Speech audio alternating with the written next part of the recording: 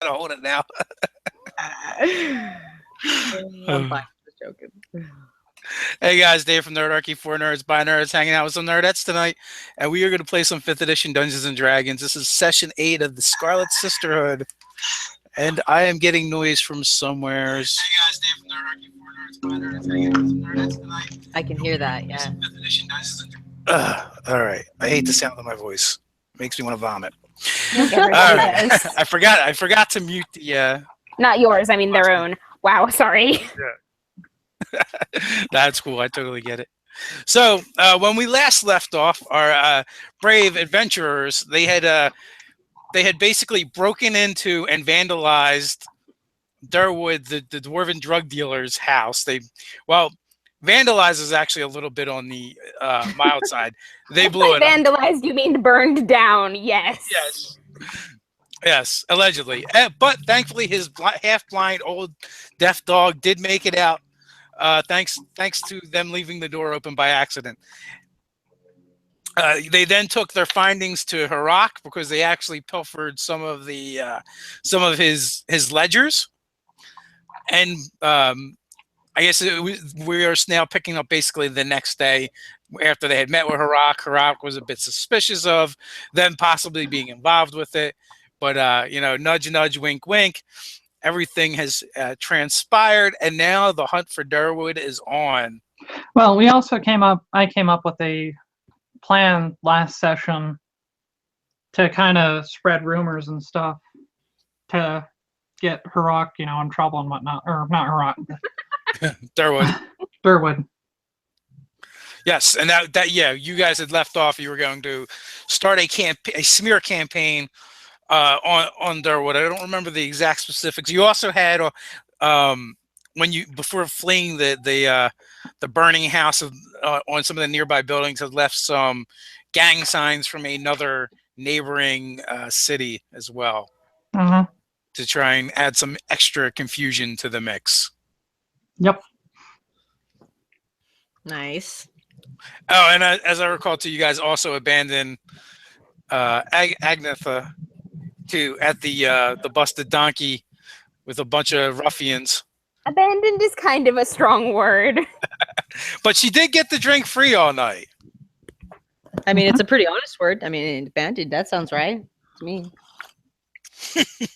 Who wants to spend their entire session as a mastiff? Anyways. So, if you guys want to run down the plan once again to spread the rumors. Yes. Wait, whose is that one now? I'm sorry, that's mine. That's the big one.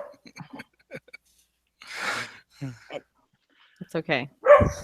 Basically, we're going to spread rumors that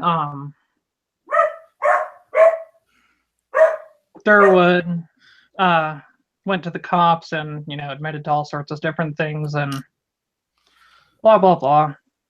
My brain is slightly short-circuited. We'd have to go back. We got the bartender. Hold on, I have his name here. You Gus. mean Gus? Gus the bartender. Yep. We brought in Gus. We are spreading rumors about him ratting out Durwood. That's what it was. Yeah, we're gonna confuse them so that they think that they're against each other now. They're enemies or whatever. They've released the hounds in the chat. Yes, they have. And oddly enough, we've been talking for like an hour, and the big dog has not done anything, made any noise until we got started. Yeah, it's because my mom just our luck, in. Right? Oh, okay. Someone walked in. That's why. So okay, what is your plan for spreading the rumors? Okay, so I'm going to go around and stop at all of the places that I usually stop in at. Like, I want to stop in at the temple, probably stay and help out for about an hour and then, just kind of talk about this, like it's a thing. And then maybe our usual dive, the Poor Boys Pub.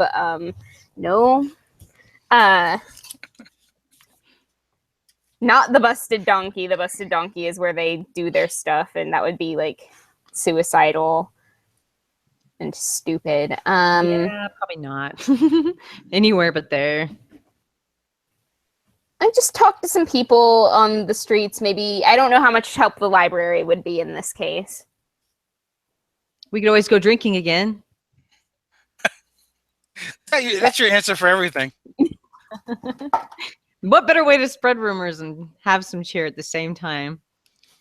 Well, I know Ken also has a couple different personas that she's used as well.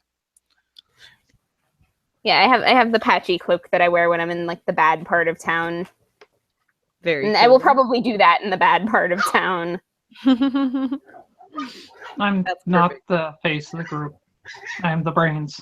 I kind of stand out. Can anybody sort of make me look different if I'm going to be spreading rumors and looking like a I jackass? can make you look different. Okay, that would be nice. Don't make me. Never mind. Don't. No. Don't. I'm like, oh yeah, thanks. No, wait. I'm gonna do minor illusion on her face to give her some different, facial structure and whatnot. That's about all I can do. Well, I can do more.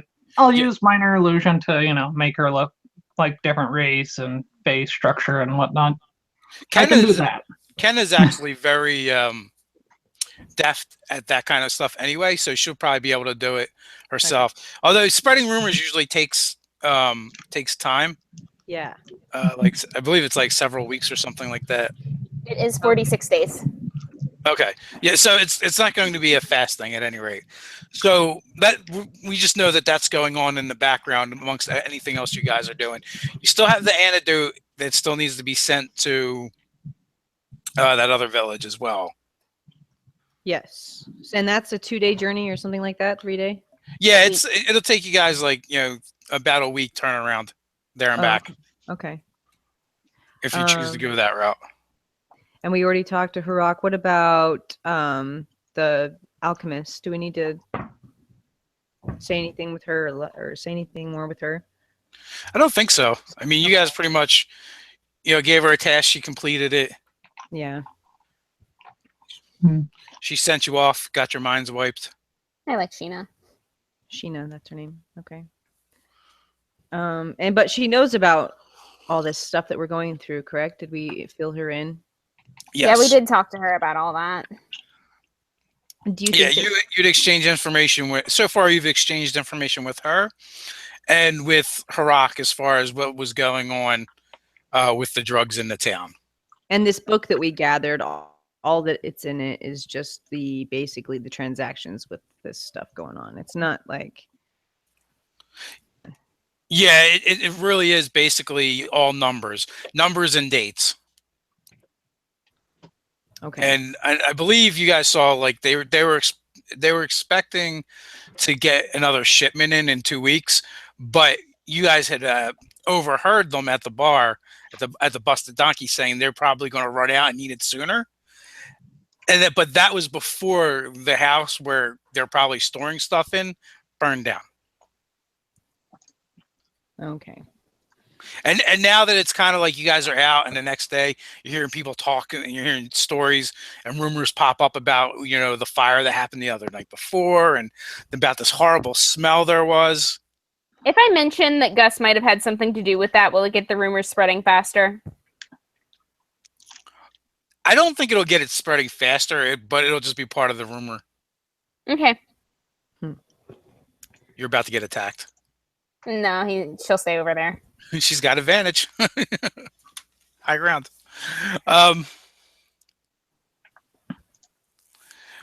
We have an illusionist, a bard, and a barbarian. Someone asked what classes we had. Yes. Did we walk into a bar? You guys inevitably end up walking into a bar, if not multiple bars. So here's a random question of the day. If I turned Agnetha into a giant eagle, could I ride her? Absolutely, you both could. That's pretty cool. Well, you could fly us to the other town. Flying would be a lot quicker, wouldn't it? It would be a lot quicker. I would say you'd get there in about half the time. I want to fly on a giant eagle. Right on. I'll be your eagle. Well, technically, you need to stay here and be a rumor monger for a while. That's right. I'm being a rumor monger. You have to tell me all about it when you get back. Every single detail. Do not skip on any of the air turbulence. We'll go for a ride later. No worries. So is that what you guys want to do? Split the party? Oh, Sadly, man. it's Oh, probably This is not safe, but yep, let's do it. Well, Kenna, at least you're small enough that you can hide away somewhere or like stay. I'll be fine. She's gonna be in a walled city. She'll be fine. Yeah, it's you two that need to be worried about being attacked by things in the air. Yeah. So I'm but going to say it's going to take you guys about 2.5 days. Well, so the spell only lasts an hour, right? yeah. And how many of those do you have? I just barely got 4th level, so I only have 1. It might just be better just to get horses. Yeah. It was a cool idea, though. Yeah. I could travel I was better hoping without- maybe it'd be a lot faster than half the time, but Can I like shift into a wolf form and she rides my back? Well, it would be the same problem of not having enough time. Yeah, that's true. Okay, well, Duration. let's make this a good plan because let's see. There's some chaos going on, but not really. If Kenna stayed here, yeah, most likely she'd be all right. But if we left, something bad could happen, and we would really need her, and then we could die. As long as you guys makes are sense. smart about it, you probably won't die. Yeah, true that. you have hallucinatory terrain. Hopefully. Anything that wants to mess with us is going to have to deal with that first. Yeah, and okay. Just don't do anything stupid. That's the thing I'm worried about, and That's the thing I'm worried about too. that's what I worry about most. I can't make any guarantees. Okay. So Well, what just- time? It's the morning right now, and are we gonna do this today? Or another option possibly is maybe recruiting some of the halflings to spread rumors. Oh, There you go. oh, those kids love to talk. I'm not getting the kids involved in this, though. They don't need to know. But like some of my brothers and sisters, they like to talk. Yeah, that's what I mean. The Yeah. adults. Okay, yeah, that's a good plan. You could set that. Yeah, you could set them to work, and But- if it's you and them, then instead of 46 days, I'm going to say we can get it done in 30. I'm going to ask Tom if he can, spread rumors at 46, his not tavern. 46. Oh, 46. Okay. Yes. Yeah. Well, roll it up then. Let's see what that says, and we'll cut it in half. What if I got Tom from... Man. 17. You absolutely could try talking to Tom as well. Yeah, I'm gonna, recruit Tom because having a tavern saying it, adds to kind of the weight of it all, in my opinion. But I don't know. Maybe I'm So, not. so the question is, how exactly do you want to recruit Tom? So there's a couple ways of going about it, right? Money and the fact that it'll put one of his competitors out of business. Maybe, but Tom's kind of a good guy. Yes, So- but this is for a good cause because we're trying to get Stank or Musk off the streets, and putting the distributor into panic over it. Would, So here's my thought process, right? I'll talk it through with you guys. Bartenders tend to talk, so maybe part of the spreading the rumors might be just letting him overhear you talking. Right. as I'm a opposed loudmouth, to- so that would be perfect. as opposed to actively recruiting him. Mm-hmm. Then he's not really involved. Yeah. True. Then he can't be a target because he's just a bartender who overheard something, as opposed to a bartender who was actively recruited and spread the rumor.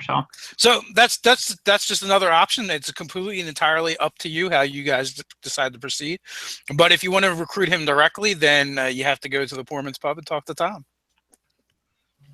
I think maintaining his plausible deniability would be a good idea. Can we get Harak to go with us to have a drink and have us talk between Harak and us and have Tom over here? That way, Harak kind of adds to the validity of the whole thing. I'm just trying to make sure it to hammer it in. You can try that. Harak is kind of a stand-up guy, and subterfuge isn't really his thing. But Agnatha may be able to persuade him. Well, it's Okay. not really so much subterfuge as, talking and saying, oh, this guy. It's not a whole lot of lying. It's just offhand talking back and forth. Of course, I come from I'm used to my sister lying all the time, so I don't know how average people lie. So Okay. so how do you want to do it then? You want to just invite Harak out? I mean, okay, so we could just say that we might. Yeah, I could say, we're thinking about going on a trip for a few days and wanted to see you before I left. You want to go have a beer or something? That would totally work from your previous experiences with him. Okay. And we should also think about anything that we might need to take if we're gonna take a journey. So while we're in town, we could also do that, kill time, pick up anything we might need, or I would like to buy purchase stuff. weapons for my family members that are getting involved in this because I don't like the idea of leaving them unarmed. Okay. Well, purchase whatever you want. Just PHP value is fine. Okay. There's a blacksmith in a general store. So either you send a message or you send a word with Harak's people to for him to meet you at the poor man's pub. Okay. And so you set the appointed time, and he arrives exactly on time. He's always very punctual.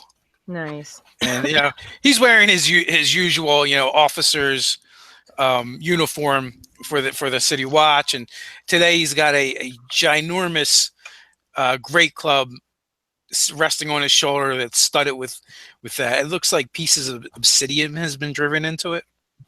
Cool. That's awesome. Okay. And he comes and he drops it right down next to him. It stands straight up on its own and has a seat. So I got your message. It says you're heading out. Yeah. Decided that we're going to head back to this previous town and see if we can correct some of the wrong that's been done there and cure some people. Yeah, it might be a few days. So, and then and so am I there with both of you girls? Then are we all there together? I'm probably there. I'll meet up with you guys after I finish shopping. Okay, so you're shopping. Daff and I can just start like, I'll sort of talk a little loudly when I start talking about. And now, am I going to be talking about Gus? Is that his name? Yeah, or just the stuff that's just what am I going to be talking about with him? No, talking about how Darrow, basically at some point speak a little too loudly about how Harak, you brought in Darrow and he gave a whole bunch of information to Harak about this, gang or cartel or whatever. And okay. So Gus was the bartender, and Darwood was the dwarf. He's who owned the house you guys burned down. Right. Okay.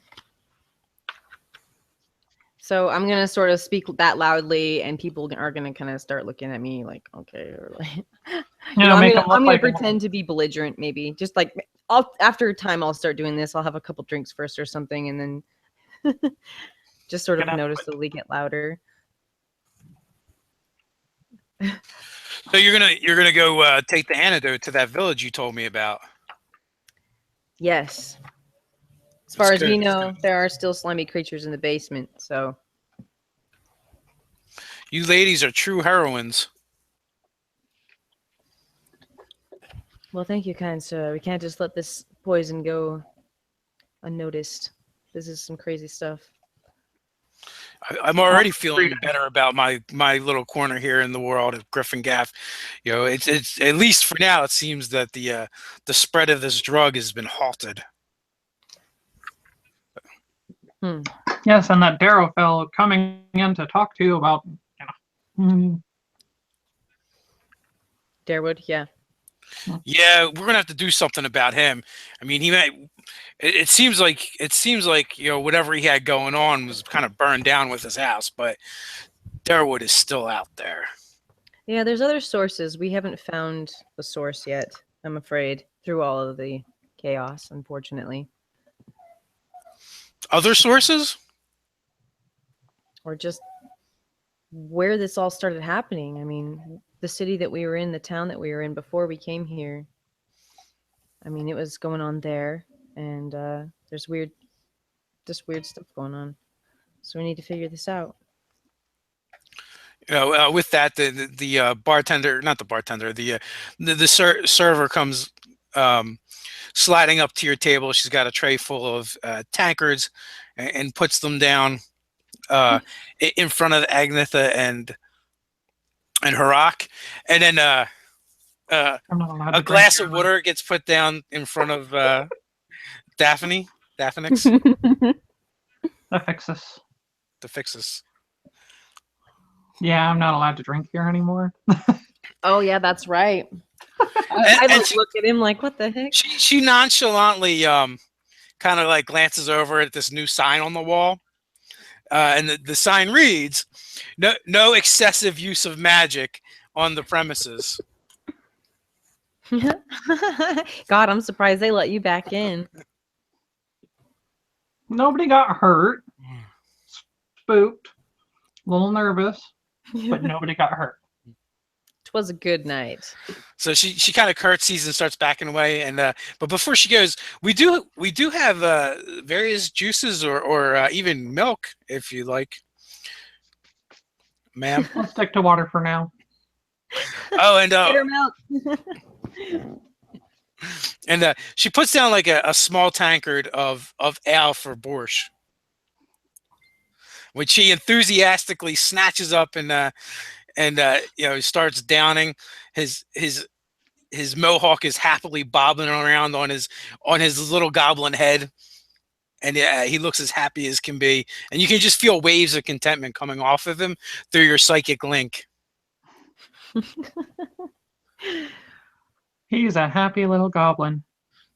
So he gets to drink and you don't. That's something else. I'm just gonna sit there and glare at him. Why are you glaring at him? Borscht can hold his liquor. He's good at drinking. Agnetha still has this sort of like feeling towards him. Like she's fine with him at this point, but she still likes to just look at him sometimes to make him feel uncomfortable because she's uncomfortable with him. Kind of like that. Being mean to somebody means you like them. Yeah, in grade school. We're talking about Agnetha, though. Oh, okay. Yeah, I'm totally into short, green, slightly bald little men. He's not bald. He has a mohawk. He's got a giant mohawk. Yeah, every session, I think the mohawk grows like 2 inches. Been in, or is it like colored? Does he have like? Is the mohawk colored? The mohawk is not colored. Prestidigitation. He's like Zoidberg. It just pops up when he's excited. When he's around me and I'm stepping over him, I like to slightly brush his mohawk as like a sign of like, it's almost like it's kind, but it's also sort of teasing. And You're asserting your dominance. Kind of, yeah. I'm just sort of playing with him, and he kind of growls at me and looks at me, and I'm like, oh, stop.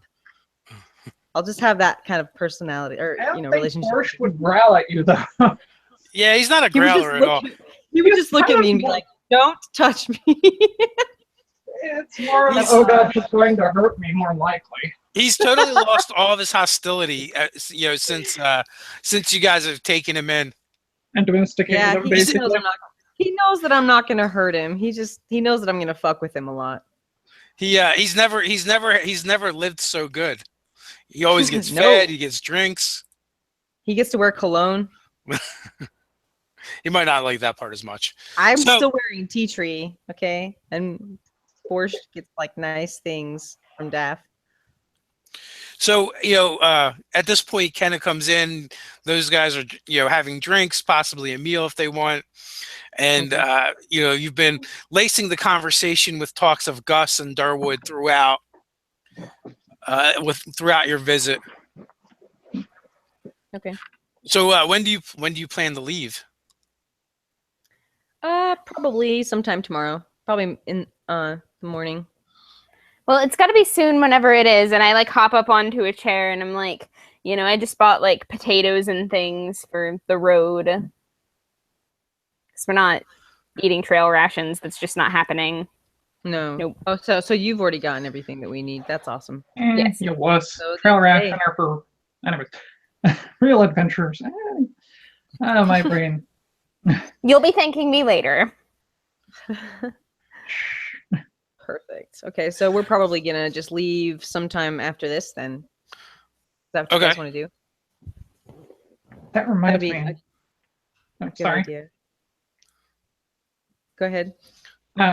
Just mumbling to myself. Oh, okay, you're fine. Well, so Harak gets up and stretches and excuses himself. I still have duties to attend to, but I wish you the best of luck, ladies. I'm sure you'll be fine. I fear for anything on the road that would trouble you lasses. Oh my god, sorry It guys. wasn't me this time.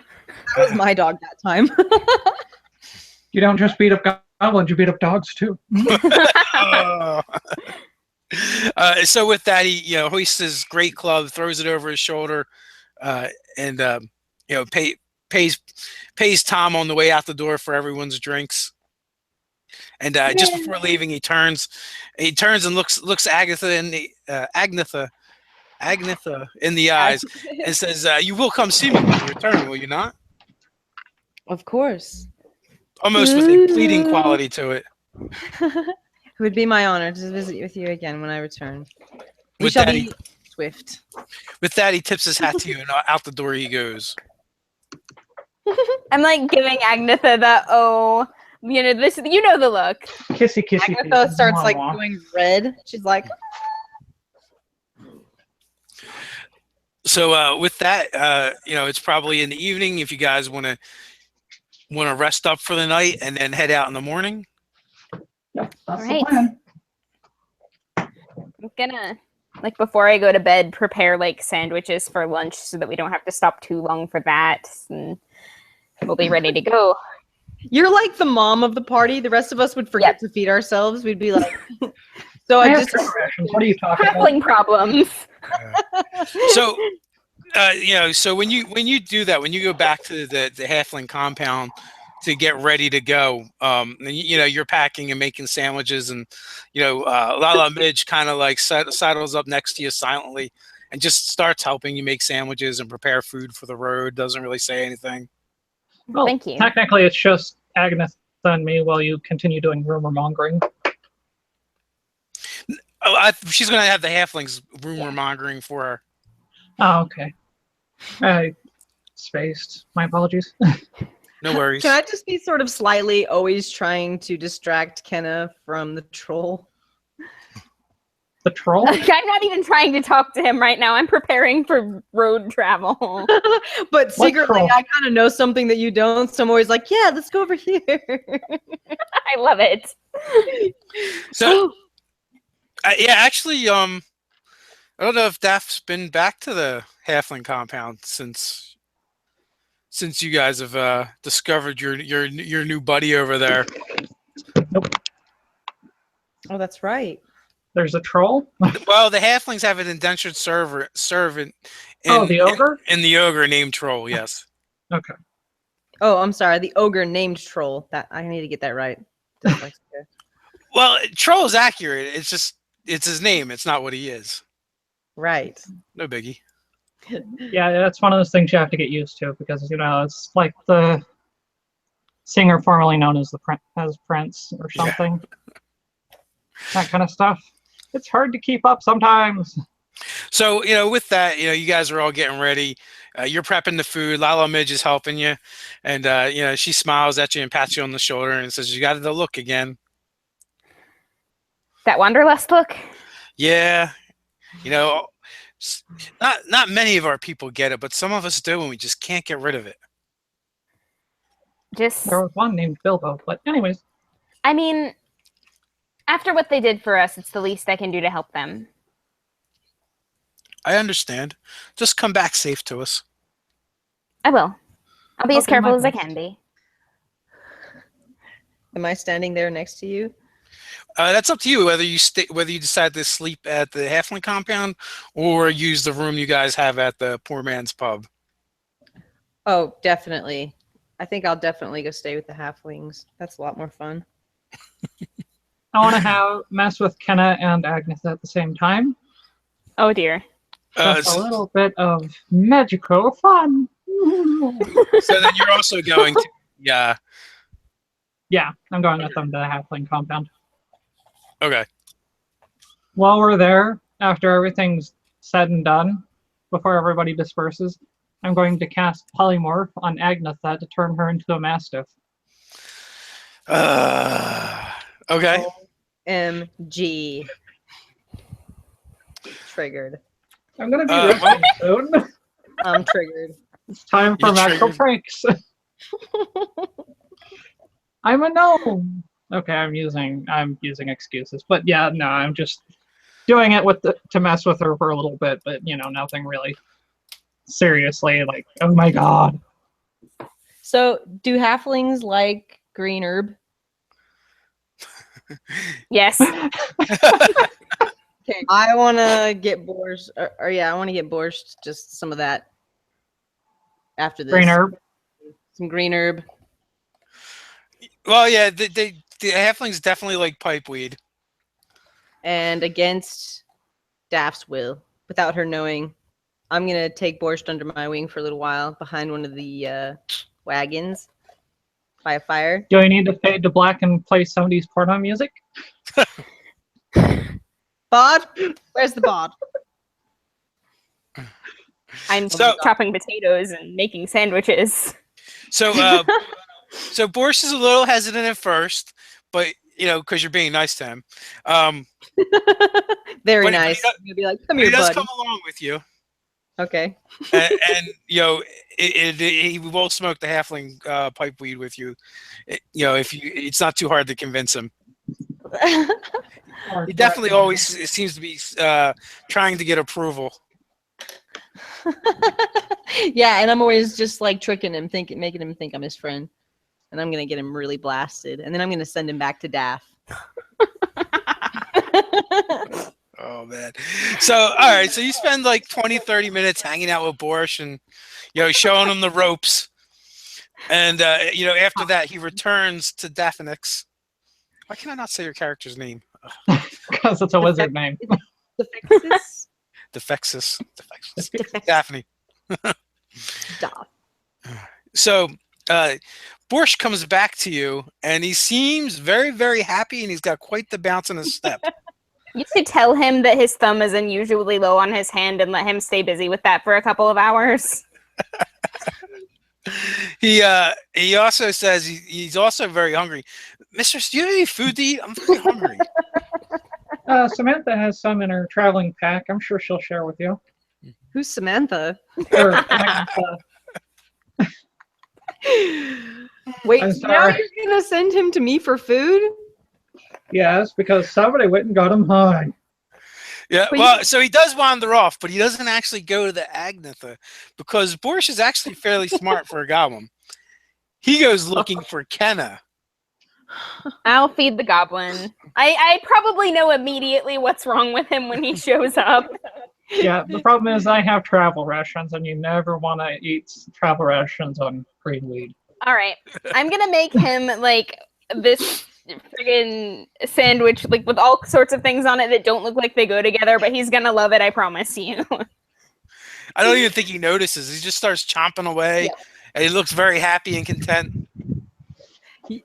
You can hear me laughing back with a bunch of halflings that I'm smoking with, and we're just laughing as we see Borscht just walk across the tent to go find Kenna. So, Agatha, you had better be prepared to share later. I'm just telling you. so the Definitely. halfling you're with is like, his name is Finn, and he's like, Do troll next. Do troll next. Oh my This would be god. great. And then the other halfling that you're with, Celine, she's like, I don't know if that's a good idea. The troll. How do we get the troll high? Are they pretty smart?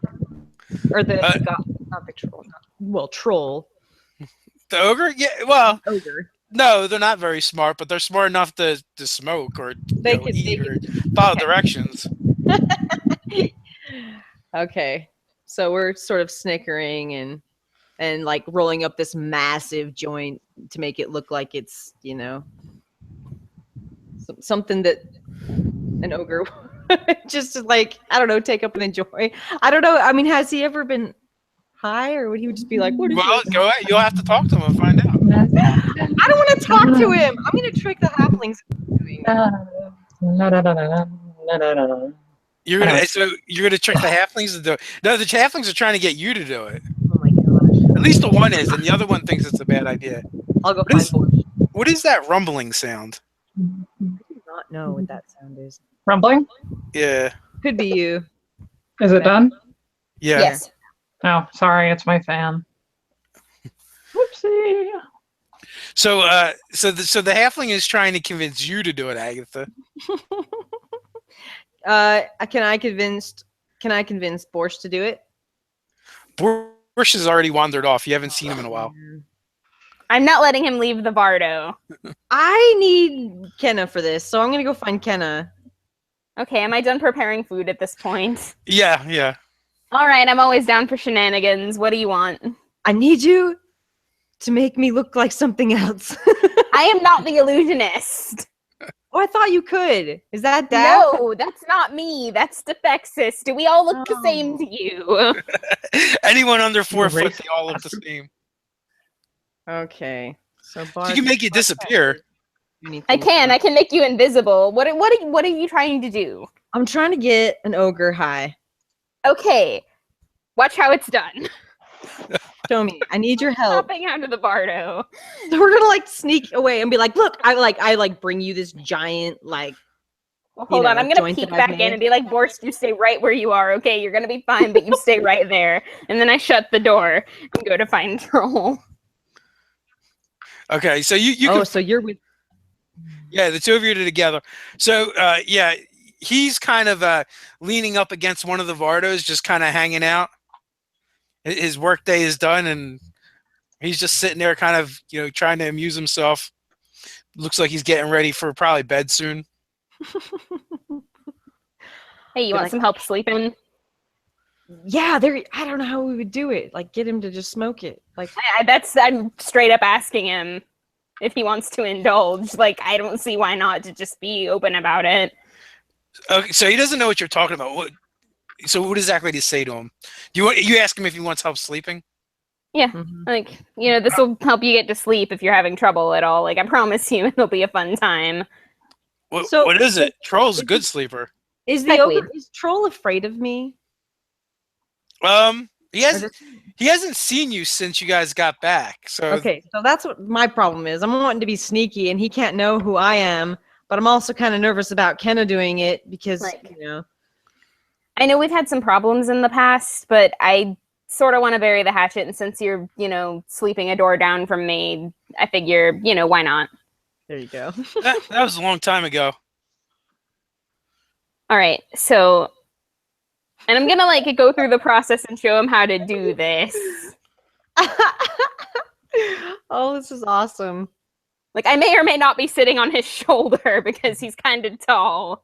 Well, so he's sitting, and even though he's sitting and you're standing, he's a good probably 2 feet. His head's probably a good 2 feet above you. Yep, on point. Tippy toes. Yeah. I like to imagine a halfling putting a joint inside of an ogre's mouth and trying to hide it for him. So what are we doing, girl? This is gonna make me. I already sleep really good. I don't understand. I mean, it's recreational. Do you ever drink? So, all right. So, first of all, you say recreational. Troll recreate troll. It's for fun. Do you ever drink? Do you ever hit the ale ever? Oh yeah, I like beer. Okay, this is kind of like that, but not exactly the same. So I gotta drink it. No, you got to smoke it. Breathe. Like the fire. Okay, so you light this end, and then you put this end in your mouth, and then you take an inhale, and you're probably gonna cough, and that's okay. That's normal. You're fine. I promise. I'm gonna like guide you through this, and you're gonna be All right, okay. so he takes it from you, and it looks like a roach in his fingers. Yep. And he starts to inhale, and That's gone. like by the time he's done inhaling, half of it is gone, and then the other half goes flying as he starts hacking and coughing and slapping his hands on the ground. Matter of fact, you have to make some quick moves to not good. become halfling jam. Do I have to make a dexterity save? Is that what's happening here? Yeah, make a dexterity save to see if you can stay on your feet. I'm like, 14. Run away! Run All away! right, you're good. You definitely shuck and 17, jive my and roll bad. out of the way, and you're actually able to catch the roach in midair, or the joint in midair, so it I'm doesn't gonna hit the hit ground. that because that was awesome. And Just, so like, he's kinda, you know, he's muscly. finally catching his breath. You Why do alright? you do that to Troll? Why No, would- just wait a minute. Just wait a minute and let it kick in, and you're gonna feel great, and you're gonna thank me. I promise. Oh my god. Okay, are you sure? You're all right. I promise. I'm gonna sit with them, and I'm gonna like chill with Troll. Okay. So he's kind of calm and relaxed, and he seems a little bit more mellow, but not that much because he's really big, and he's And- pretty hardy. It's probably his first time too. It wasn't big enough. That's what she said. We'll figure out a way around that. You're figuring he probably just needs more. Yep. Can I just start like fucking with him? Like I'm hiding behind the tree. I'm just gonna start throwing things in the bushes and try to freak him out. See if he's. Agatha, would you not? Do you think? Well, she does have an 8 intelligence, but I was going to say, do you think it's a good idea to freak out the ogre? She's in a. Why don't you come over here and join us instead? Because he can't see me, or I don't want to be seen. You by could him. totally message her. Yes, message. Why don't you come over here and join us instead? He's fine. He's not gonna be mad. He said himself that it was ages ago. He's not upset. Okay, so at that point, you don't hear anything back from me because Agnetha has gone. She has run back to her tent. Right, whatever, man. He is going to go to bed. Can Troll have more dinner? Yeah.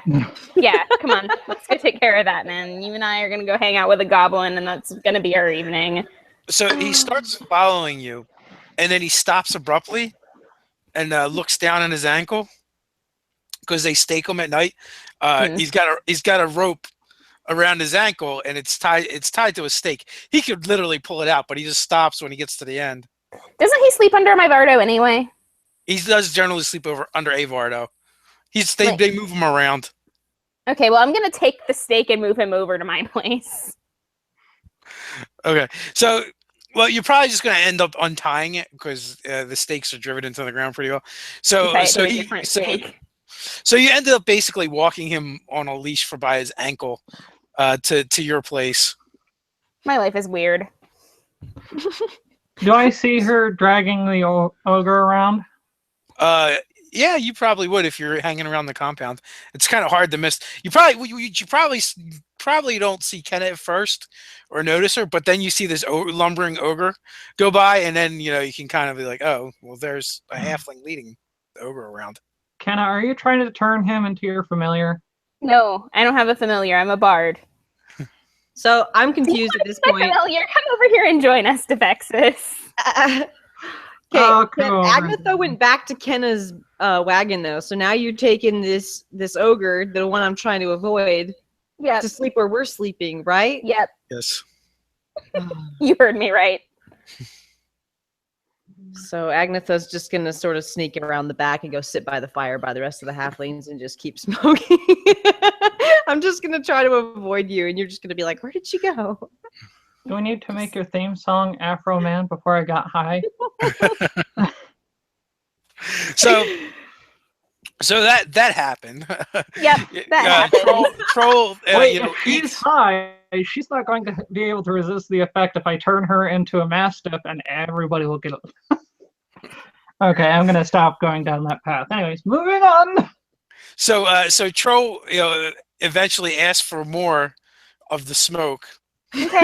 He just calls it the smoke, and The smoke. and eventually he does get to the point where he can inhale it without hacking his lungs out. He kind of figures it out. And then proceeds to get crumb blasted with an ogre.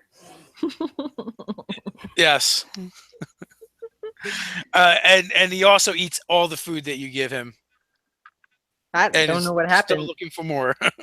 That's weird. Don't know why he's doing that. I'm gonna have to go shopping again in the morning. Yeah, you are, because eventually you run out of food to give him, and he starts like sniffing around almost like an animal, looking Hey. for more. You're not actually hungry. You just have the munchies. I promise. Like, you can mind over matter, man. It's fine. You're gonna look at stars, and I'm going to distract you. So eventually he kind of calms down, and he curls up, next to your Vardo, and he's looking at the stars, and before you know it, he begins snoring again. I'm gonna go find Detective Agnetha now. Okay. Hey, what's up? Which one of you got this started? I did nothing. It I was- was only planning to turn Kenna into Monty for the night. I'm standing right here. Or wait, no, not Kenna, Agnetha. Sorry, Sorry, wrong person. I get you people confused. I'm gonna need to go shopping again in the morning. I'll go with you to help. All right. Yeah, So, Agnetha is the tall one, right? Yes. Yes. So when you come back from finding Daff and Agnetha, you find Borscht curled up like like a little dog or kitten, sleeping on Troll's stomach. Oh, that's cute. They're gonna be the best of friends. We need to get out of here. We gotta go. It's just It's what we do to bad guys, apparently. I'm gonna go fall asleep and not worry about anything for a couple of hours. Okay. Well, we haven't really had a whole bunch going on today, and that it's the end of the night, so I think probably Agnes is probably gonna just sneak away and go hide somewhere and sleep away from Kenna. Here we go again. So you guys wake up the next morning, and it's actually one of the few mornings that you're able to wake up early without any troubles. No tavern crawling the night before. You're able to go. You hit the general store if you need to restock some of the supplies. Okay. And Agnetha would definitely like to approach Kenna early in the morning with like coffee and a happy face and be like, "So let's go shopping." Okay, let's go shopping. I'm a little suspicious, but let's go shopping. Get that one. So a couple hours, you wrap that up, and as you get back to the halfling compound, the halflings, the couple dwarves have been helping out, and the few humans, along with Troll's massive form, you can see are hard at work building the halfling compound. Soon you guys will be outside of sleeping indoors instead of in wagons. Actually, really excited to be on the road. Me too. So with that, you guys head out, and your journey is actually fairly swift to the village with no name. As you guys roll up, it's several days later. It's in the evening. It's pretty quiet. The lights are starting to go on in the different houses. There's only one tavern or inn in the whole village. Should I shut my door? Well, it's fine. It's up to you. I just don't want to, to mess up the recording or not, or whatnot. Nah, it's all right. So when you guys get into town, you get noticed almost immediately, especially Agnetha and Daff. And it's actually, the kids start gathering and kind of following you guys at a distance, and whispering to each other. And every once in a while, they get a little closer, and then they kind of fade back. Well, I'm gonna wave to him and seem friendly and whatnot. Yeah, just gonna walk in normally and just be like, "What's up, guys?" Act normal. You came back. What, you thought we weren't going to come back? One of the braver little girls kind of steps forward. Well, no one usually comes back here. There's nothing. There's nothing going on. There's nothing to do. Well, yeah, but we came here to help your people. The lizards. Yes, we can help them, turn them back into normal people again. Oh, everyone will be so happy. Yeah, I'm happy to be able to help you guys. So, are you guys going to head to the tavern? Yes. All right. So, in the center of the town, by basically where the well is, there you find the 2-story building that serves as a tavern, and there's something different about it when you get there. Outside the door, there's now a sign hanging with two women, one short and one tall, standing back to back, depicted, and and the sign reads "The Two Ladies Tavern." You Oh two God, certainly we made have me. a tavern named after us. Yes. So as you Agatha's stoked. She's like, yeah. as you open the door, the light spills out from within. There's a fire raging in the hearth. There's lanterns lit all about. It's bright. It's very bright and lit, and it is also fully repaired from the last time you guys were here. Hey, Awesome. yeah. I was been so way too worried long that if they're like fully something repaired. bad would have happened, like the lizards would have gotten out or something. Okay. And so there's a portly gentleman with drooping eyes behind the bar, and he seems to brighten up as soon as you guys come in. He starts wiping his hands on his dirty apron, and you've returned. Yeah, we found the cure for you guys. We're back. You found a cure. Yes. You can fix our fellow townsman. Mm-hmm. This is good news indeed. What do we have to do? I'm gonna produce the file of antidote and say we just have to give them this. It should turn them back to normal for them. So, do we have to get them to drink that, or can we put it in food or something? Hmm. Do It we only takes remember a if you drop, so I imagine you could mix it. Yeah, put it in something that they'll eat. I really wouldn't want to be the one to try and give it to them.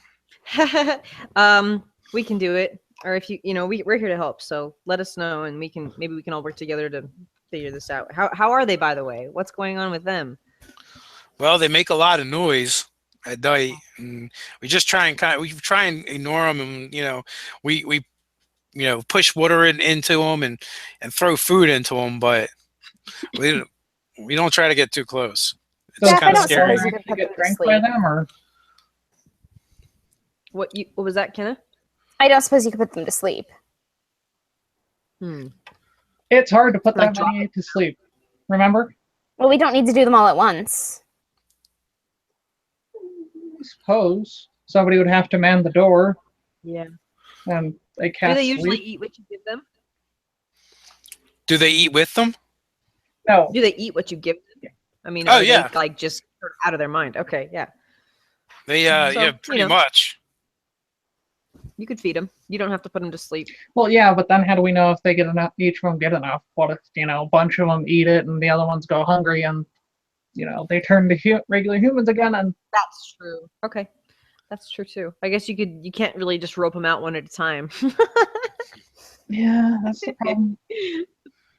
A little unrealistic. Do you guys have a hole in the floor that we could see if we could? I don't know. After the bartender, Gerald, gets done. He's in the middle of talking to you guys and gets done wiping his hands on his dirty apron, and he takes his dirty apron off and throws it on the floor in the corner and goes and pulls a fresh, clean white one off a rack behind him and starts tying that on. Says, "Well, if you have this cure, we can put it in our normal bucket of slop and see what happens." Okay. See, and just see if it's enough. But Yeah. and he calls out, "Hey, boy, go bring me the lizard food." And they literally bring like a bucket of slop, like you would give a pig. Dave, Yeah. could this plan work? I mean, like, I'm trying to rationalize, but my character has a 19 intelligence, so she might be able to, if this is an insane, crazy plan from, I don't. Well, okay, so going down that vein of thought, basically, I guess what she would do is she would probably ask a lot of questions about how they act and interact with them and each other. And it sounds like, and as soon as they put the bucket in, all of them just tear into the food right away. Okay. So more than likely, they're within a couple minutes, they're all going to get the antidote, pretty much. Okay, so there isn't some sort of hierarchy where only a few of them get to eat. No, Okay. they've been able to get them all to eat. Okay. Okay. It's just one of my worries. I don't know how brainless they are in this stink lizard form, so I just, I worry. I want us to succeed. I want these villagers to be able to go back to their normal lives and, be productive members of society, and children's to not be orphans again. Stuff like that, mind you. So, so basically, I believe it was like a root cellar is where they're being kept, and this spindly young lad with sandy blonde hair comes out hauling this bucket of slop, and it's probably weighs almost as much as he does, and then he goes back and grabs a few more. When it's all said and done, there's a bucket of slop per creature. Okay. Yeah, evenly divided up, and when they go to, because it sounds like basically we put the buckets down there, and they'll all get to eat, and hopefully I'll turn back to normal.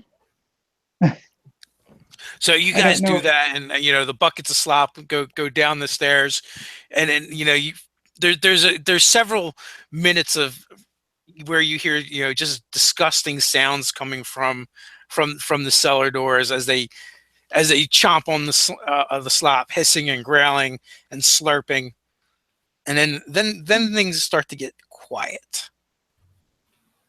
Okay, I'm gonna go outside and no, I'm gonna look down the stairs and see if people are turning back to normal or what.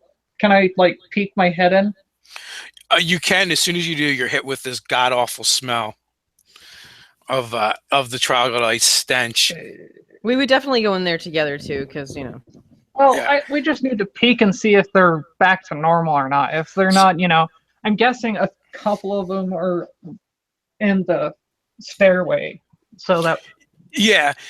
You actually, when by the time you do look, they are back to human, and all of them are kind of like on their hands and knees or leaning up against the wall, and they're all pretty much vomiting. Okay. I'm going to ask the little boy to get water, and Agnetha, would you please go down and make sure that everybody's changing back, and that everybody's safe. Of course.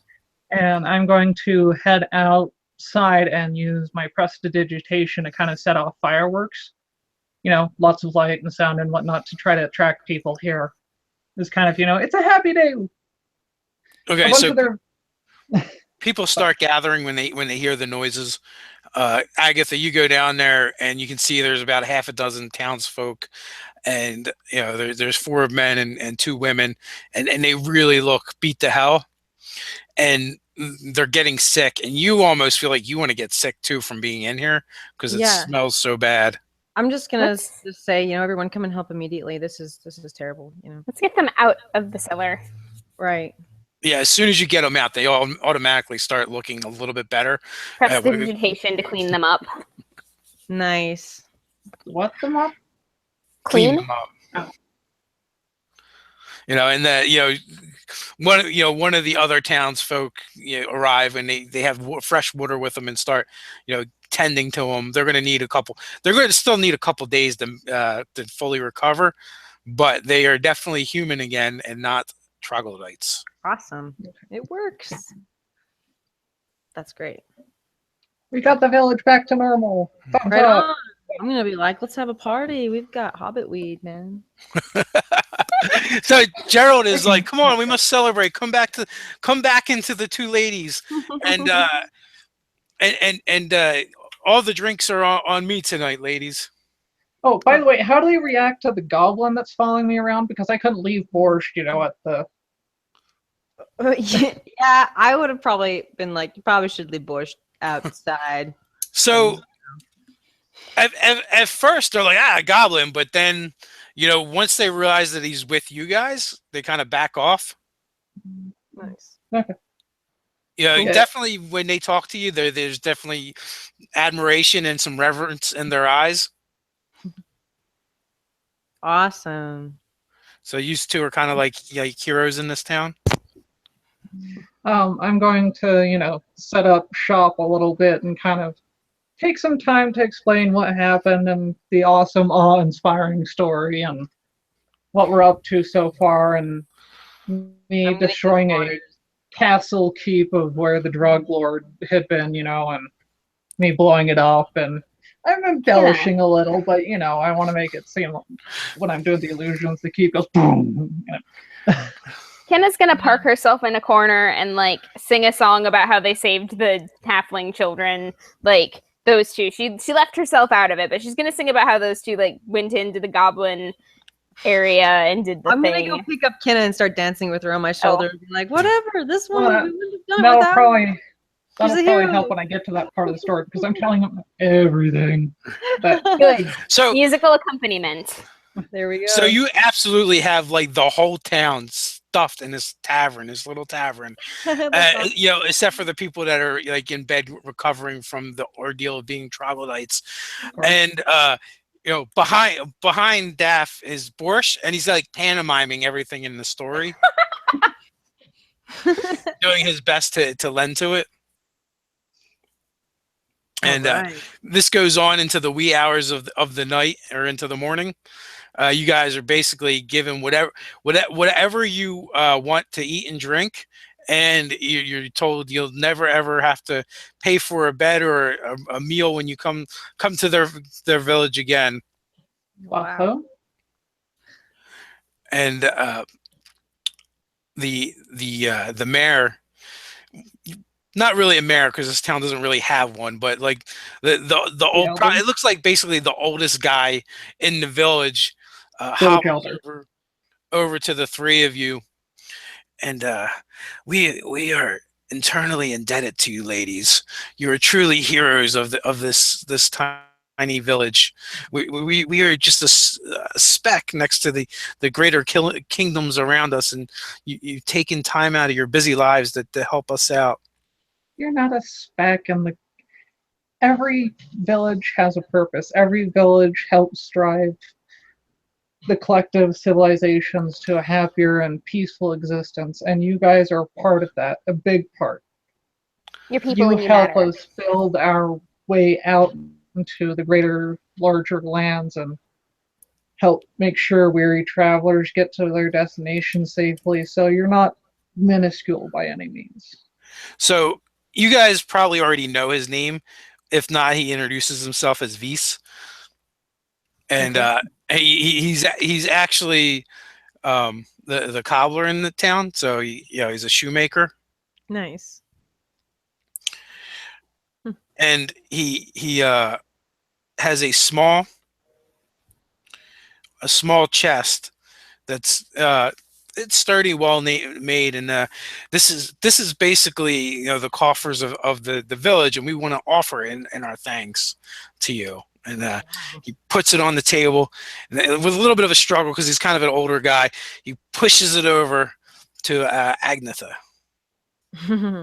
Wow. So Agnetha's just sort of like, really blown away and just saying thank you so much, and we're honored to have this village's I'm gonna friends pull Samantha, Agnetha, and say we shouldn't take our coffers. We should take only what we need and let them have the rest back. I mean, I completely agree with that. Like, obviously, there was travel costs and things, but that's Like no more than that. This is a poor village. They can't afford to lose it. Well, I also don't want to offend anyone. In this culture, is that offensive to deny a gift? It could be like they're in a village like this. There probably isn't like set customs per se. Yeah. Well, and we're not rejecting it altogether. We're just taking what we need. Please, yeah, 'Cause please, no. They need it You're more gonna than go us. through the coffers and take what you want. I guess I'm sort of Agnetha is, I come from a civilization where it's, it's like if someone gives you something, it's like almost rude to deny it. So I'm kind of like, oh my god, I'm blown away and I don't know what to say and thank you and we really don't need all this, and we would hate to take anything from you, and this is our pleasure to serve you guys. So There is no amount of gold or silver that can restore the lives of our citizens. well, we are honored to receive your gifts. Thank you. I'm going to thank her. So it's just copper and silver. There's not even any gold pieces in there. Okay, yeah. It's there's a couple hundred copper pieces and a couple hundred silver pieces. Okay. Mm-hmm. And one polished stone. I'm going to ask about the polished stone. So it's not quite a gem, but it definitely like a semi-precious stone. Okay. Well, I'm gonna just take what I think would be the equivalent of travel expenses and somebody, basically bare minimums, kind of. Because we can't take all this from them. They need it more than we do in a lot of ways. You ladies are just too generous. We don't do what we do to become rich. We do what we do to save the people who help bring to life these lands. Well, we are forever in your debt. If there's anything we can ever do for you from our humble village, just let us know. You're always welcome here. Wonderful. Well, that's enough for us. So thank you. And we do need to be heading back though, because this sort of a thing is happening elsewhere. So we can't stay for very long. Unfortunately, we need to leave as soon as possible. So before you guys do leave, every single villager in this town personally comes up and thanks you and either gives you a handshake or a hug, maybe a fist bump. Awesome. I handshake them all and, wish them all well and good health and distribute all the halfling harvest goods that you can, kind of, give them what your family could give. And as you guys are getting ready to leave, Gerald, is a little heavy set, comes wilding up to you ladies, and he's got a sack with something in it, and he says, Here is something that I've been saving for a special occasion. And he pulls the sack away, and it's a decent sized bottle of wine. Ooh. Nice. And this is something I've been saving for a special occasion. I think this is that occasion. I would like you to have it and take it with you. Wow. Thank you So very you can much. remember our little village. I'll nod and say thank you. We appreciate Agnetha is just stoked. Oh man, to have wine again, that's nice. Too much beer lately. Mushroom ale kind of messes with you after. This recipe has been in my family for ages. I hope you enjoy it. We will. Absolutely. So with that, you guys are able to set out, and the trip back to the town. You get. Go ahead. Just sorry to interrupt you, Dave, but just as extra added fanfare, I'm gonna set off, more huge, massive prestidigitation fireworks, as big as I can get, just to kind of as our way of goodbye as we leave town. Just, a little extra fanfare, to perk them up. Sure. Things are never boring with you. So you do that, and the kids follow you for a little while out of town, and then they head back. And you know, the next day and a half or so, you're traveling back towards Gryphongaffe as you normally would, and it's like the middle of the day when you're going down the road, and a couple arrows land in the dirt near you, Oh, good. Look, honey. and in front of you pounces into the center of the road a tall, lean man with long, flowing blonde hair and blue eyes. He's wearing a ridiculously floppy hat with a single plume sticking out of it. He's dressed rather well. And greetings, ladies. I am Fionn Delray, leader of the Busy Blades, and you have to pay a toll if you wish to travel this road. What would you like to live the rest of your life as? Wee. What did you just ask me? Little one? Wee wee one? I think he sounds like a frog. Don't you? Well, then, you know, that's kind of unimaginative. With that, he draws a rapier, and then kind of starts waving in the air, and he really looks a little more like a dancer than a fighter to you guys. And then he finishes with his flourish, and then then begins looking you guys over kind of hard, and then you see something happen, and there's like a spark of recognition as he looks at the three of you, and Agnetha hasn't even drawn her glaive; she's just staring at it. Yeah. I'm I think gonna. that's where I am too. he just pauses for a second in mid thought. This is I'm like gonna. nights. Are you Agnetha Armbreaker? Who wants to know? Forgive me, ladies. I think I have made a most grievous mistake. And he starts kind of backpedaling away and No. sheathing his rapier. Forgive me. Forgive my intrusion, ladies. Please continue. But you mentioned you were taking a road toll. Yes. That's for uppity, snobbish nobles, not for hardened adventurers like yourselves. I've heard the tales. You know, we're actually on our way to donate to a charity for the halfling orphans. You know, your toll would make for a much generous donation to them. And protecting the road is hard work. He's not protecting the road. He's a bandit. We are protecting the road. He's not protecting the road. We are protecting the road. He makes me think of the Robin Hood figure from Shrek. He pops out on Fiona and he's like singing to her. Well, don't expect me to sing to you guys anytime soon. I wouldn't do that to you. Anyways, yeah, I'm gonna, I feel most bad for these halfling orphans, but I have 15 children of my own to feed. Oh, 15. Insight. You definitely get around, don't you? And can I have the pleasure of your name, sir? He already told using us. insight to tell if he's lying about the 15 children. What did you get on your 12 insight? 12 insight? I thought bards were supposed to have high oh wait, no, that's wisdom. It's wisdom, and my wisdom is not very good. Oh no. What? You think there's something a little fishy about his story for sure, and you feel like almost everything he says is a lie anyway. Yes, I have 15 children and 3 wives. Oh yeah, wives. Oh, I bet. You mean husbands? We're totally progressive, but I doubt the children. You know what? This guy is so sad I don't even want to pick his pocket. Let's just get out of here. I'm like, damn, they get around in the woods, don't they? And then he just darts back off to the side of the path.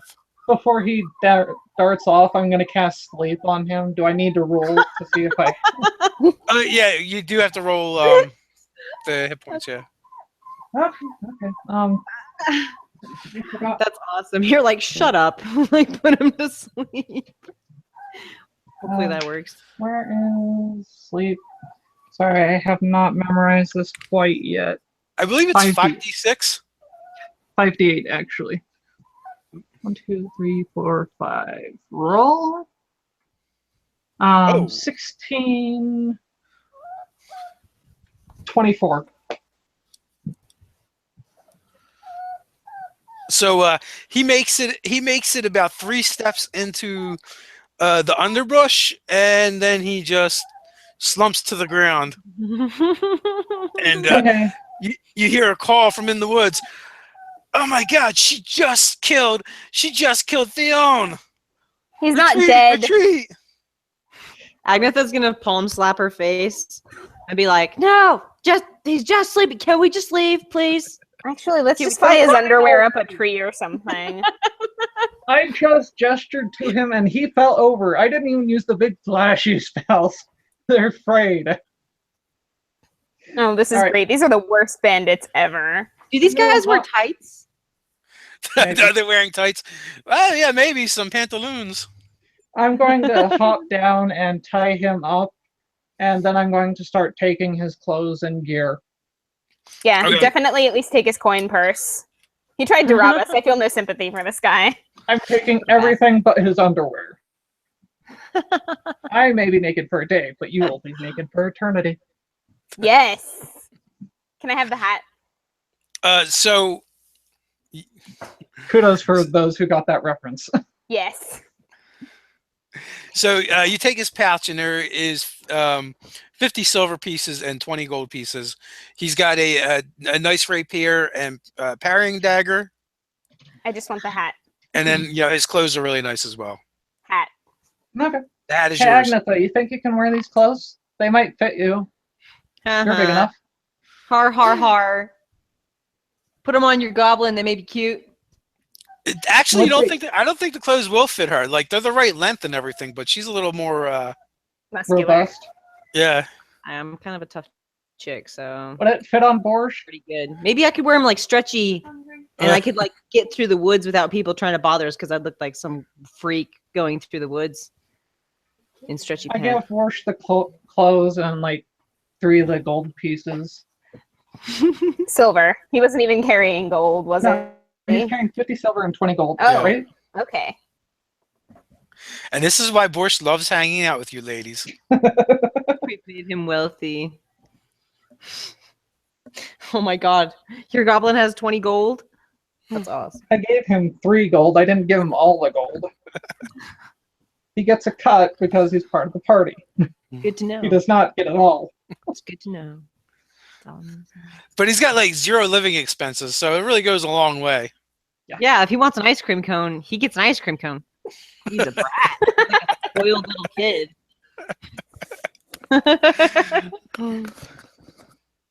He doesn't have to be like, feel Dad, bad. can I have a puppy? Oh, I'm gonna buy that puppy.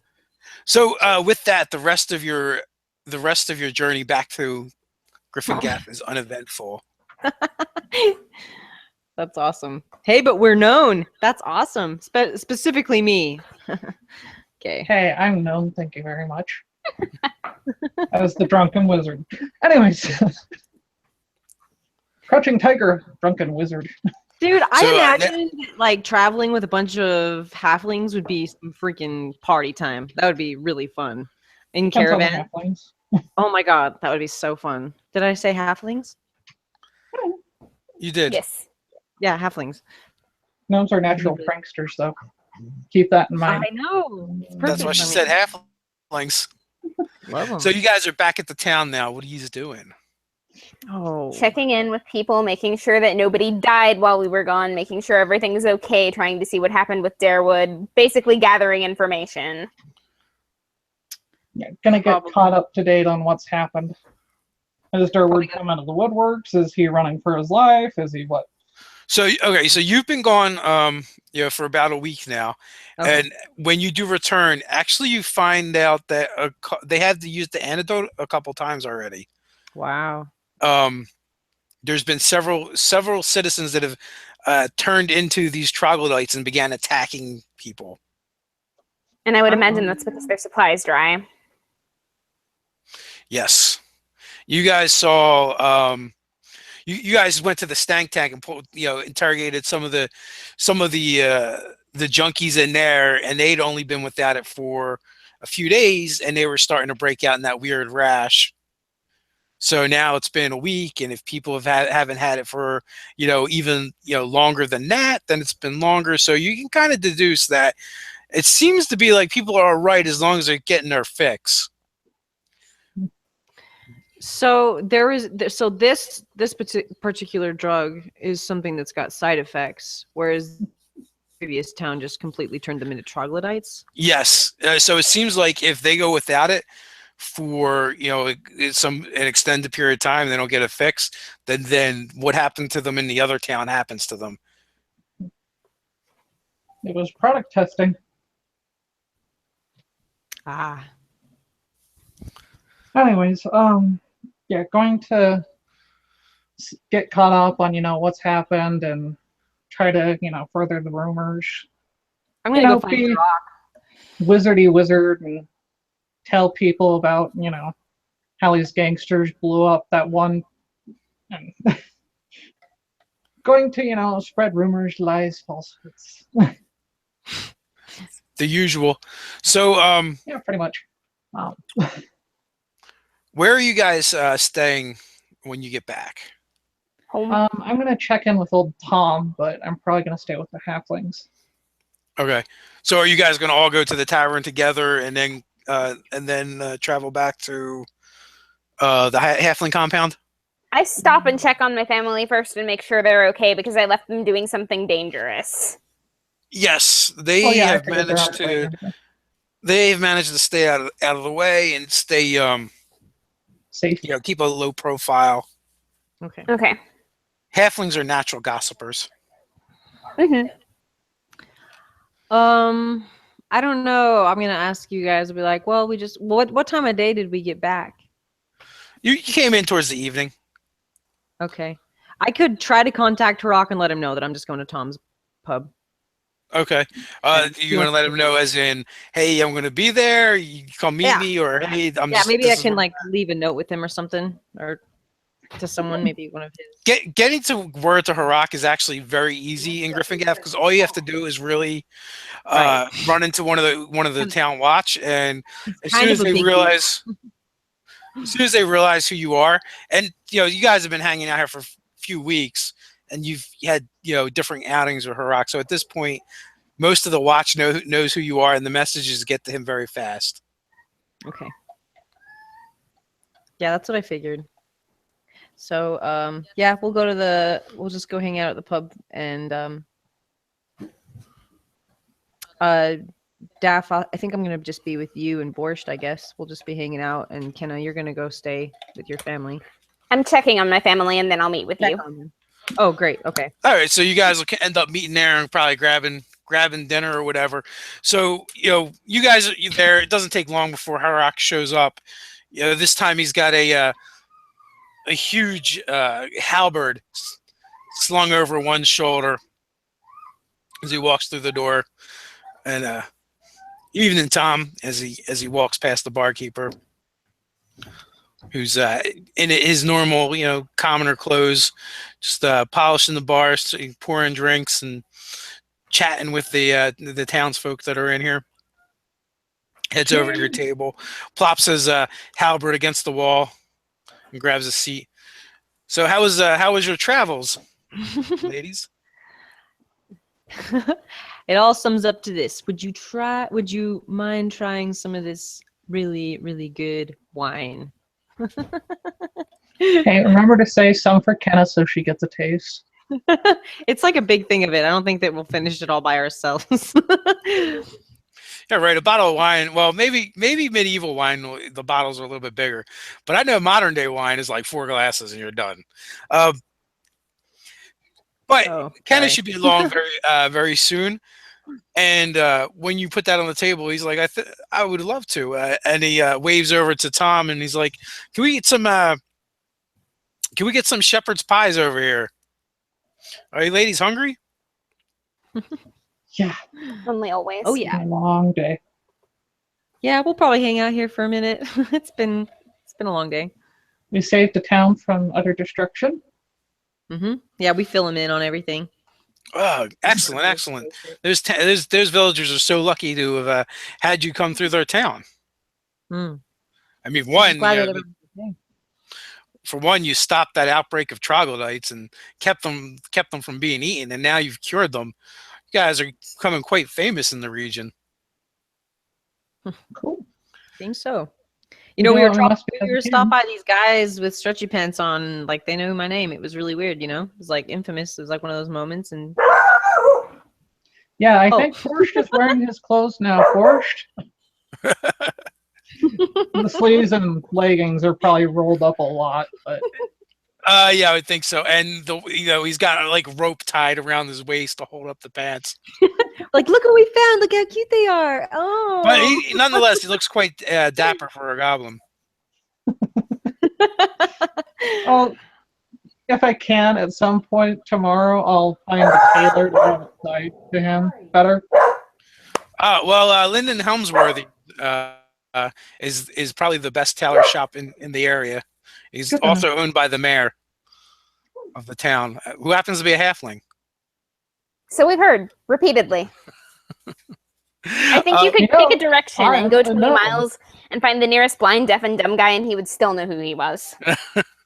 He is one of the heroes of the town. And she's a halfling, and she's a half elf.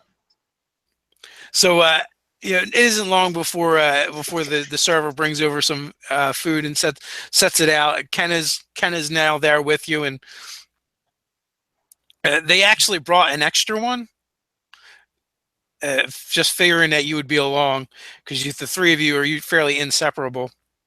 Yeah, we would definitely let Harak know that we've got Kenna coming our way too. We're all going to sort of hang out tonight and settle from our journey and have a toast to this. So awesome wine. he kind of retells all the tales about the people breaking out into troglodytes, and some people got hurt. Then they had to take them to the Church of the Light, get them patched up. Thank goodness you guys were able to come up with that antidote, because they were able to subdue the troglodytes and cure them. But the stank tank is really getting full. Yeah, we need to figure this out. This is crazy. I'm not really sure what to do with this. This is, this town has faced many threats. Orc raiders, goblins. Sorry, Borsch. Demons, even blood demons, and all kinds of craziness. But usually, I'm able to just put my axe to it or my sword and have it dealt with. But this is insidious. It's all a game of daggers and cloaks and subterfuge and darkness and death. Yeah, it's not really my thing. I'd like to kind of see a problem and handle it head on, And I see a problem, and I make magic. Well, with that, he looks over to the sign. Yes, we know. And sometimes when there's not a problem either. What we need to do is find out what's going on with Darewood. Have you heard anything else about that? Darewood. Has he surfaced? Is he still underground? We have not seen hide nor hair of Darewood. Yeah, we need to keep our eye on that guy. Well, the rumor's still getting spread around, so. True that. Yes. True that. We do have at least that underway. Well, with that, ladies, I'm going to have to turn in. I've got an early day tomorrow, and I'm afraid there might be more outbreaks. So I got to be ready. You have a good sleep. You guys have enough antidote for the people in the stank tank? Oh, yeah, we've got plenty. And once it's administered, they're okay. It's just that they get real sick afterwards, too. So we've been kind of like doubling up as hospital/jail. Plus, we couldn't find something better, but it's all we could do at short notice. Plus, it's better than stinking up the church. It's true. Well, let us know if there's anything that we can do to help, and we'll just kind of keep in contact to sort of try to figure this out. As soon as we know where he's going, we'll be following. Yeah, I'm sure we'll work this thing out soon enough. I have the utmost confidence, and with you lasses lending a hand, we're gonna get this straightened out. I'm confident. Oh, you made us feel better, Harak. Thank you. You're so sweet. Now he looks like he's looking a little uncomfortable. I'm like, here, have some wine, and we all have a toast to this awesome wine that we were given.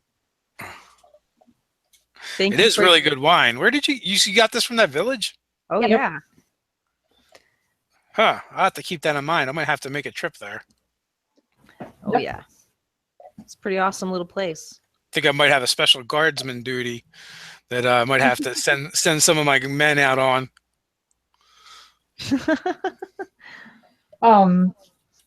Well, maybe you could get Tom to carry it. Oh, that's not a bad idea. Is there enough in the bottle for Tom to try it? There is yeah. like a half a glass left. Oh, that's dang. enough for So him to this get is a just sort of taste like a test. Mhm. So okay. I'll pour Tom a glass and have him try it and see what he thinks. Okay, so he tries it. You're right. This is really good. And mean- I'll tell him, where the town is and stuff. You guys should do trade with them. They make really good wine. What was the gentleman's name? I think I wrote Caesar. it down. Hold on. Beast, was it? No, that was the elder. This Something was the guy behind the bar. Yeah, Gerald was the guy behind the bar. Right. The Two Ladies Tavern. Named after us. Yeah, we have a tavern named after us. I will Awesome. definitely be looking into this. Yeah, see if you can sell it at that get them to sell it at the tavern. Even that would be good for their farms and their families. First work, and now this good these two ladies wine. Excellent. Two ladies wine. That's awesome. So with that, the night kind of wears on. I don't know how late you guys are going to be out carousing. Well, I'm going to ask Tom if he's been spreading any rumors lately. And I just have my normal talk, with the customers and the patrons. Rumors.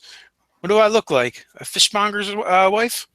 no, but you look like a bartender. Well, that's because I am a bartender. Exactly. He stands up a little straighter at that. Bartenders for rumors and stuff. I like nudge staff. I'm like, shut up. I'm just asking if, there's some sort of monsters or something he's heard about. That's all. Give us something to do over the next few days while we're, in town and having some fun. So with that, you guys are all going to stay at the halfling compound. Mhm. So you're heading back. What are your passive perception checks? Oh boy.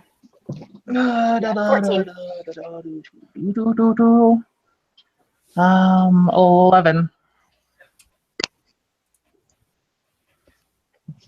Okay, so just before you get back to the compound, you hear scraping of something hard on wood coming Mage from light. one of the alleyways adjacent to where you are. Gonna go look. I'm going to use Mage Light on my staff and point it down the alleyway to see what's down there. Well, so when you do that, what you see coming towards you, skidding along either side of the alleyway, are these creepy, freaky looking creatures. They're about the size of a halfling, except for their skin is jet black. They have mouths that are kind of like gaping, full of sharp teeth, almost like a shark, with like saliva and drool. Strands going back and forth between the teeth. They're completely hairless, and they look like they are. Their flesh looks rubbery, but it's also like an inky black color. One of the things that actually makes them stand out, they're a little bit darker than the darkness itself, and the way they move is quite disturbing, because instead of having regular arms and legs, they're more like tentacles with bony ridges attached to the bottom of them, and that's what you heard scraping on the wood, and they almost like elongate and stretch out as they are pulling themselves towards you. I don't like this. Agatha's gonna Fireball. pick out her glaive. She's Fireball! So roll initiative. No, I got fireball. Oh, we've got some storm going on here. Natural 20. Wow. 17. Initiative is just my dex modifier, isn't it? Yes. That would be 20. Okay, you go after Agnetha. Okay. You guys are all going to go first because my dice is stuck on a 2 for initiative or for rolls apparently.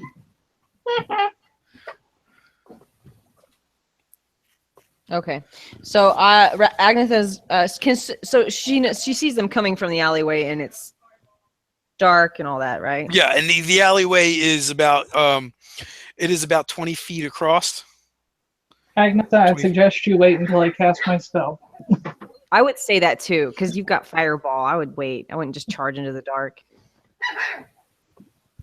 If I'm going first, can she hold her action till after me? She can. I'm gonna do that. I'm gonna wait for Daft to cast her. And I have help action. We can do something like that. I don't think help works on spells though. Okay. What do you think I should do, Dave? It's up to you. I guess I could just. What does Agnetha think she should do? I would talk to Daff and just try to defend her as best I can. And after she casts fireball, that would be my best guess.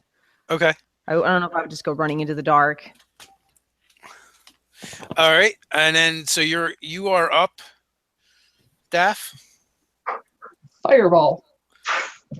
Yeah. I'm gonna try to catch as many of them as I can in the blast without getting us. I feel like you.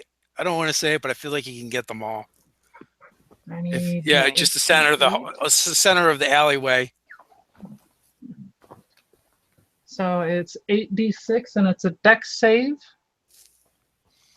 against 15. So 2 of them will make their saving throw for half. 6, 6, 12, 22, 32, 36 points of damage. That was a freaking good roll. Nice job. So 18 is the minimum. Well, basically because it's an alley and there's nowhere else for the blast to go, you guys are showered in rubbery bits of burnt meat. Oh. That was awesome. We were just like, what the hell was that? Are they all dead?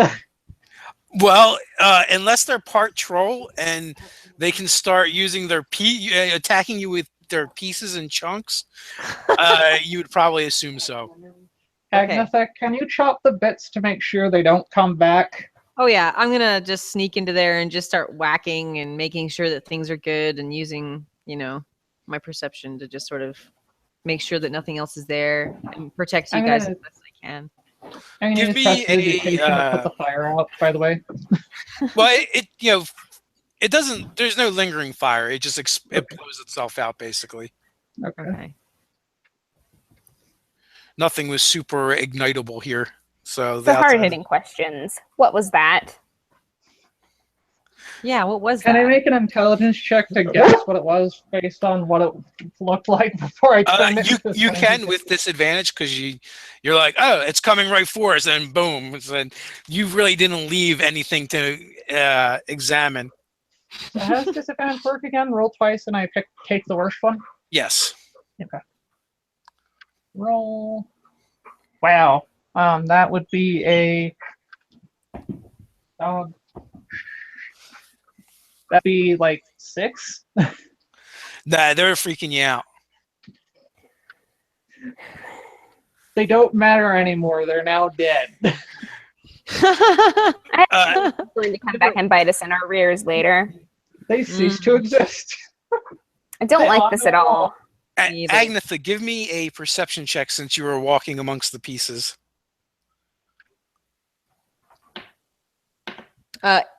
18. Okay.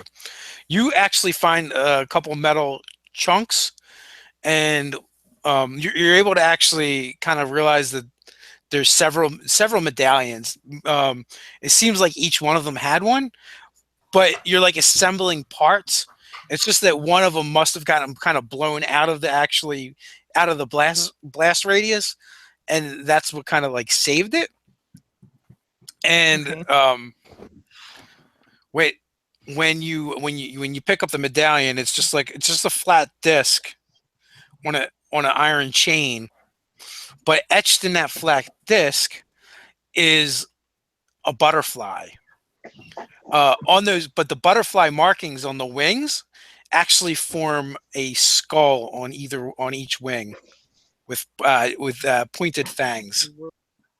Right back. Wow. Okay. I'm gonna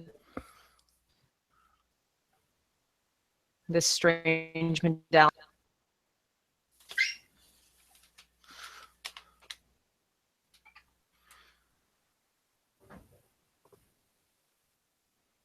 Gone? Am I losing everyone? No, you're back now. You froze temporarily. Okay. So did you guys hear what I said? Did not. I'm just going to collect this strange medallion and go show Kenna and Daff. Okay. That's more unsettling. Yes, this is very strange. I don't know what that was. I almost want to guess Faye, but I can't be sure. Defexus would know better than I would. We need to be on our guard. Are we going to take? Can we take like a couple minute break? Yeah, go ahead. Okay. So I heard butterfly with skulls on it. Yes, yeah, basically a flat disc that's been etched, and it either looks like a butterfly or a moth, and on either wing is this like this skull motif with fangs. Okay, can I make a investigation or an arcana check or something? Yes, you can. What skills do you have? First off, let me. I know I have arcana and investigation, so that's it. Okay, so drop a d20 and let's start there. There's that. Roll 11. 11 plus proficiency and Intelligence is +4, so 18. okay. So it's a decent roll, and you're actually detecting like you feel the slight emanations of magic coming off of it, and when you examine it a little bit closer, it's not completely flat. Like it's flat, but there around the edge of the rim, you can see some very fine etching that was almost imperceptible at first, and you believe they are runes of some sort. It's some kind of magical focus. Well, these were very, very, very directed at us. We've pissed somebody off. I wonder why. Can we tell how many there were? There were 6. You guys saw 6 of them coming at you. Could have been a warning. Well, yeah, but she did ask question why, because we aren't really... Unless somebody was watching the house, nobody should know that we were involved in this at all. Except that we've been talking with Harak about it very loudly in a tavern. Oh, yeah. In Tom's Tavern, though. But that doesn't mean they don't have ears there. Well, they have ears there. It's just nobody would give away the identities of the people talking, besides possibly Harak, I figure, but I guess we're that popular.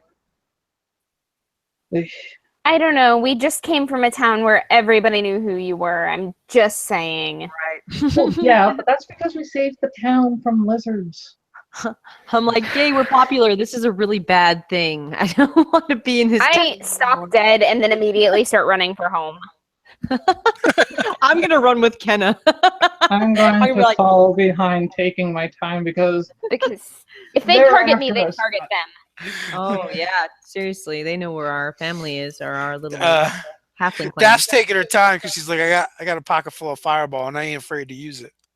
She knows it works. Yeah. I'm Clint Eastwood up in this bitch. Anyways. And so the Borscht is like clapping. Good job, mistress. Good job. Thank you, You're the Borscht. bravest and toughest and strongest there ever was. You know it. At the end of the day, you always have borscht. So you get back, you get back to the compound, and it's business as usual. It's late at night, so it's quiet. There's nothing going on. You're kind of greeted by the snores of Troll. Have you guys gotten Agatha attacked by is- weird black things with medallions in them? I'm asking the halflings that are still awake. What? Well, at this time, there isn't really any. The whole settlement is kind of like calmed down, and everyone's bedded for the night. I mean, you might be able to find them, but you're gonna have to be like knocking on wagon doors. My recommendation is that we keep watch tonight and take turns on watch. And not only that, I though, agree. Kenna stopped by here before coming to the tavern. Yeah, and they would have mentioned it. Yeah, they didn't mention anything weird going on. Just everything seemed normal as usual. Well, we weren't attacked until just now, so Well, yeah, I'm not but taking any chances. Should we keep watch? Take turns keeping watch? Yes. Okay. Borscht Yeah, gets the 'cause first I'm really watch. Sorry, Borscht. Let's watch. Borscht doesn't get a watch on his own. I'll watch with him. Why? What's he going to do? Pet you? He doesn't. Actually, that might No, be creepy. he's gonna Anyways, don't be creepy. my glaive. Are you done with this? So you guys are keeping watch. What's the order going to be? I'll take the mid watch. Should we roll for? I need 8 hours uninterrupted, so Yeah, somebody's got to take split sleep. I'll go ahead and take split sleep. I haven't really used any spells. well, yeah, but Agatha that's can true. take split sleep. She's, Yeah. built for split sleep. Okay, that's fair. I'll take I would first watch imagine that I then. could stay up for quite a while. I'll take last. So you guys and take Borscht all will those. keep me company. You guys take all those precautions, and for nothing happens throughout the night. Whoever has the last watch, you're there when the sun comes up, and you hear them rousing in the camp and getting up and getting ready to start the day. Someone comes over and starts poking at Troll to wake him up, which takes a good 5-10 minutes. He does not wake up easy. Okay. Until you hear Oh, you hear two words you can make out distinctly, "La Midge," and it seems like he snaps awake immediately. I'm gonna make sure nobody disturbs Kenna and Agatha, and I'm going to have a conversation with Lala Midge about, the little disc and see if she knows anything. And if she can watch the two while I get an early start on trying to figure the crap out. So she looks at it. She inspects it very carefully. Seems to take a long time looking at it, crawling over every detail, and she's holding it in her little hands. It looks kind of big in her hands, and she finally looks up with you and goes, "You're a wizard." Yes. No. That was You know it was just a joke I was playing on Agatha, right? What was? I'm just an old woman. I don't have any blessings or any magic or anything. Well, I don't know. I thought maybe, it might have been a cultural thing. That Midge is a bad bitch, man. I know she doesn't have magic, but, I thought maybe, being the elder, she might recognize something like, it's a death mark from halflings or something. I don't know. It's just- I'm old and I've been around a bit, but this looks, now that you pointed it out, I see these marks and they look like they could be some kind of magic thingy. I don't know. I don't know much about that stuff. I'm really good at knitting. Well, I Okay, thought, look. maybe I was worried that I suspect everybody. I don't suspect you guys, obviously, but I suspect everybody who doesn't outside this halfling camp.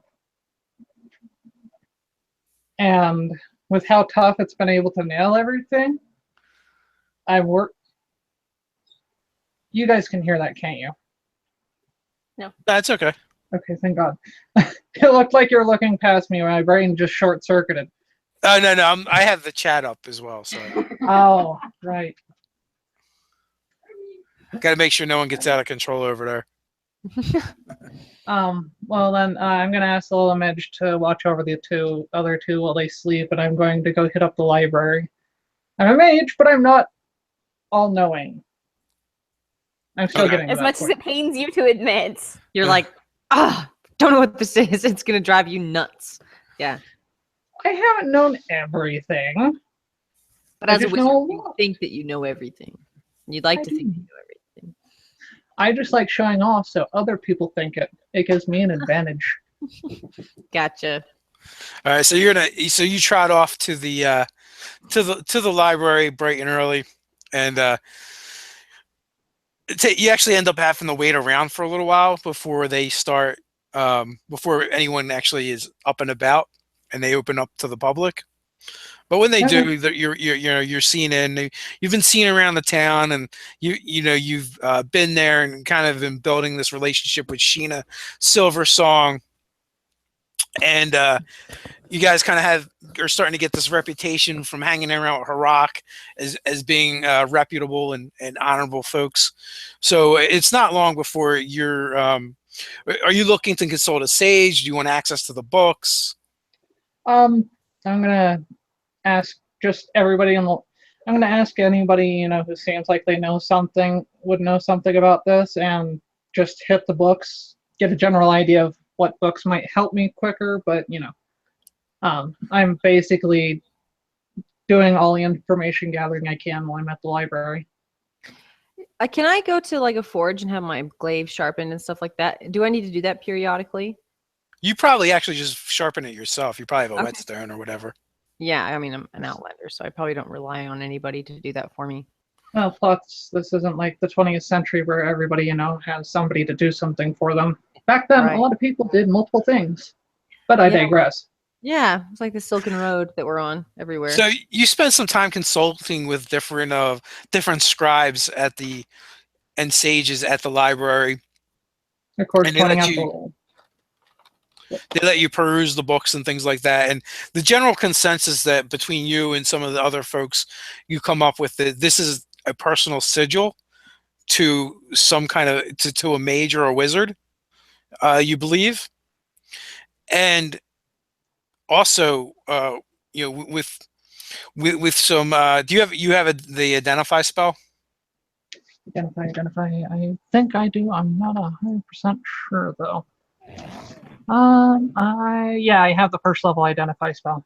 Okay, so after using detect magic and identify, plus reading up, you come to the conclusion that this is a sigil and it is some kind of control amulet, and you can actually see that it is attuned to creatures, otherworldly creatures of the far realm, and you believe it was you believe after hours and hours of study that it was actually used to control them. Extra linear beast. Yes, more specifically though, connected to the far realm. Wow. That's not bueno.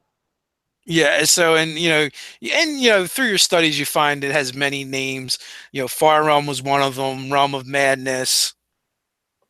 I'm guessing there's not a whole lot of information about the creatures that lie within. There is some information, but there is not a lot. Everything that comes out of there is twisted, warped, and completely alien. Great. Nice. So, do I do all this before they get up? Is it fairly quick research, or No. You're there like all day.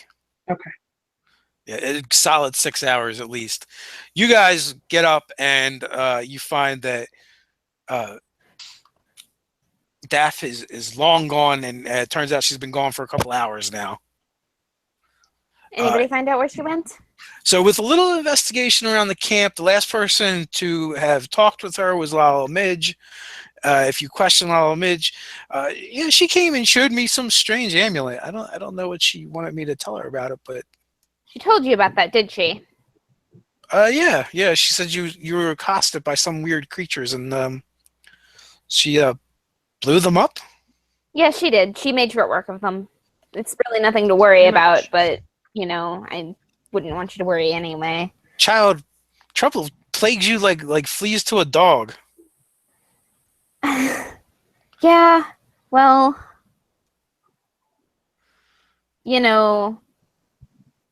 it's just a thing. It'll pass.